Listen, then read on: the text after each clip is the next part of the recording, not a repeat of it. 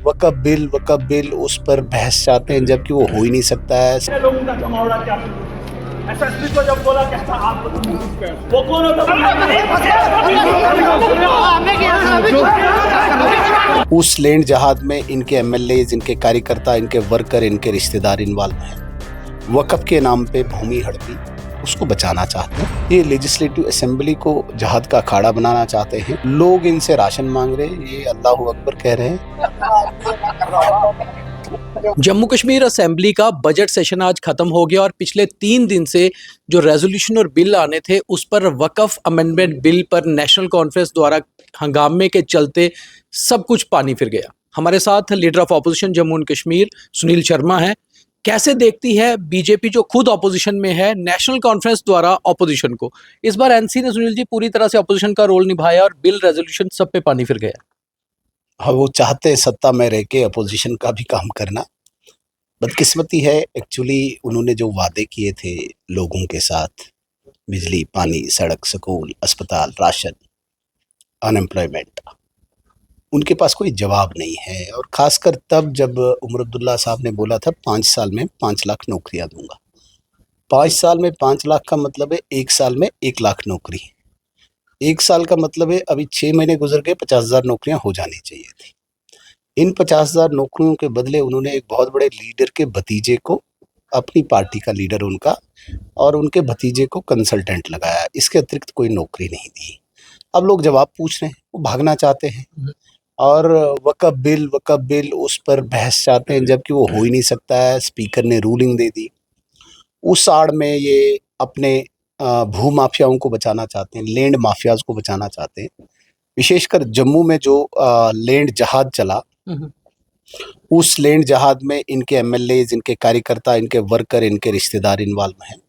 वक़्फ़ के नाम पे भूमि हड़पी, बगैर वक़्फ़ के भी भूमि हड़पी है, उसको बचाना चाहते हैं। और लेजिस्लेटिव असेंबली में नारे तकबीर अल्लाहू अकबर कह के एक लेजिस्लेटिव जहाद का आगाज़ कर रहे हैं। ये बहुत ही ख़तरनाक चीज़ है।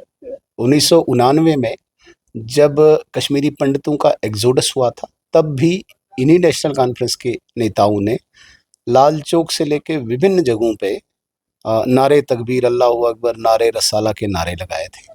अब मैं इसे लेजिस्लेटिव जहाद की संज्ञा देता हूँ। ये लेजिस्लेटिव असेंबली को जहाद का अखाड़ा बनाना चाहते हैं। धर्म विशेष पर टिप्पणी करके, मजाक करके उसका अखाड़ा बनाना चाहते हैं। इन सारे चीज़ों पर ये लोगों का ध्यान भटका कर इन विषयों पे लाना चाहते हैं। लोग इनसे सिलेंडर मांग रहे हैं, ये नारे तकबीर चिल्ला रहे हैं। लोग इनसे राशन मांग रहे हैं, ये अल्लाहू अकबर कह रहे हैं। लोग इनसे बिजली फ्री मांग रहे हैं, ये नारे रसाला कह रहे हैं। तो इनके पास कोई भी जवाब नहीं, इसलिए इस प्रकार का ड्रामा करके इस पूरे बजट सेशन को इन्होंने अग्नि की भेंट कर दिया। एनसी के ही लेजिस्लेचर अंदर प्रदर्शन कर रहे हैं, उन्हीं के स्पीकर हैं और चीफ मिनिस्टर 3 दिन से हाउस से गायब हैं, वो हाउस में आए ही नहीं। तो कुल मिलाकर ये लगता है कि एक प्लान तरीके से इन्होंने जो जनता के मुद्दे, बिल, रेजोल्यूशन थे उन सबको खुद ही खत्म कर दिया। मैंने पहले ही कहा कि नेशनल कॉन्फ्रेंस लीस्ट बॉदर है पब्लिक इश्यूज़ पे, कॉमन मासेस के इश्यूज़ पर उनको कोई ज़्यादा परेशानी नहीं है, इसीलिए इस प्रकार से वो भागना चाहते हैं। वहीं दूसरी ओर पीडीपी और सजाद लोन या बाकी कुछ एमएलएस भी नो कॉन्फिडेंस मोशन स्पीकर के खिलाफ ला रहे हैं। तो आपको लग रहा है सारे कश्मीर के विधायक कहीं ना कहीं एक ही चीज़ पर, वक्फ अमेंडमेंट बिल को लेकर ही चल रहे थे, जबकि बाकी इंपॉर्टेंट बिल और रेजोल्यूशन टोटली खत्म हो गए? मैंने कहा ना, ये भू माफियाओं को संरक्षण देने के लिए, प्रोटेक्शन देने के लिए असेंबली का इस्तेमाल कर रहे हैं। और इसमें ये कश्मीर के सारे विधायक एक ही थाली में बैठ जाते हैं।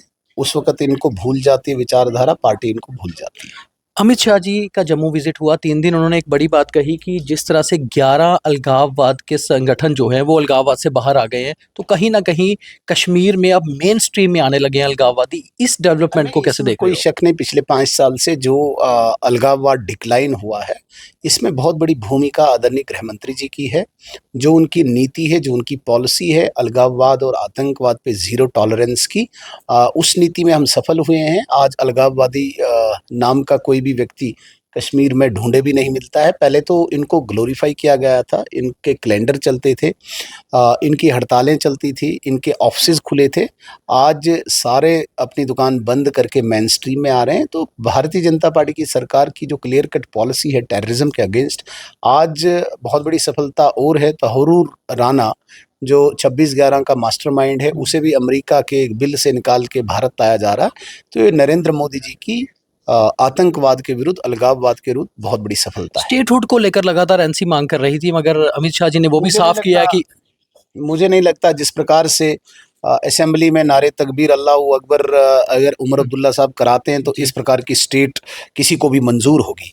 जिस स्टेट में ये नारे तकबीर के नारे लगाएंगे, ऐसी स्टेट किसी को मंजूर नहीं है। आपके घर पर भी एक बैठक बहुत अनौपचारिक तौर पे रही अमित शाह जी की, बीजेपी दफ्तर में भी रही। क्या खास इनपुट्स बीजेपी की तरफ से, स्टेट बीजेपी की तरफ से उनको दिए गए? अमित शाह जी रूटीन विजिट पे आए थे, 3 दिवसीय विजिट पे आए थे। चूंकि गृह मंत्रालय के पास कानून व्यवस्था जी। की जिम्मेदारी है, सारे विधायकों से जानकारी ली, फीडबैक ली। ग्राउंड पे पिछले 1 साल से जिस प्रकार से हमारे सामने सुरक्षा की परिस्थितियां एक चुनौतीपूर्ण बनी हुई हैं, उस पर हमारे विधायकों की फीडबैक जानकारी लेने के बाद सिक्योरिटी रिव्यू में उन्होंने हिदायत दी होगी, जो हमें पता नहीं है। लेकिन हम इतना जानते हैं कि उन्होंने बड़ी गहन डिस्कशन की, जिस पे उन्होंने मुझे लगता है कि ऑब्जर्वेशन और जिसे हम कहते हैं कि फीडबैक, वो लेके उसके बाद चर्चा की। आखिरी सवाल है, कोई खास निर्देश दिए गृह मंत्री ने जम्मू कश्मीर बीजेपी को?